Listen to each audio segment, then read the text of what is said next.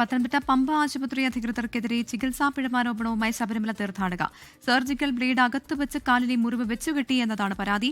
നെടുമ്പാശ്ശേരി സ്വദേശി പ്രീതയാണ് ഡിഎംഒയ്ക്ക് പരാതി നൽകിയത്.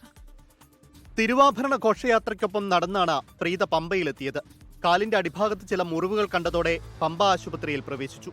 മുറിവ് കെട്ടിവെക്കാനെത്തിയ നഴ്സിംഗ് അസിസ്റ്റന്റ് പക്ഷേ കയ്യിലിരുന്ന സർജിക്കൽ ബ്ലേഡ് കൂടി മുറിവിനൊപ്പം വെച്ച് കെട്ടി.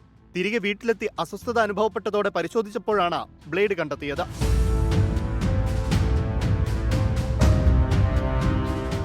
നിരുത്തരവാദപരമായ ഇടപെടലാണ് തുടക്കം മുതൽ ആശുപത്രിയിൽ നിന്ന് നേരിട്ടതെന്ന് പ്രീത. ഡ്രസ് ചെയ്ത ആളെന്ന് പറഞ്ഞു കഴിഞ്ഞാൽ പുള്ളിയും നേഴ്സിംഗ് അസിസ്റ്റന്റ് എന്നാണ് പറഞ്ഞത്. പക്ഷെ പുള്ളിക്ക് അതിൽ തീരെ ഗ്രാഹ്യമില്ലാന്ന് എനിക്ക് മനസ്സിലായി. പുള്ളിയുടെ ഓരോരോ ആ ഡ്രസ് ചെയ്യുന്ന രീതി, പ്ലാസ്റ്റർ ഒട്ടിക്കുന്ന രീതികളും ഒക്കെ.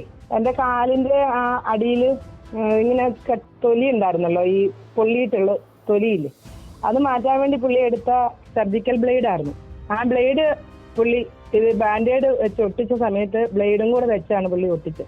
പമ്പ ആശുപത്രിയുടെ അനാസ്ഥയ്ക്കെതിരെ പ്രീത പത്തനംതിട്ട ഡിഎംഒയ്ക്ക് പരാതി നൽകി. പരാതിയിന്മേൽ ഡിഎംഒ വിശദമായി അന്വേഷണം നടത്തുമെന്നാണ് വിവരം. 24 കൊച്ചി.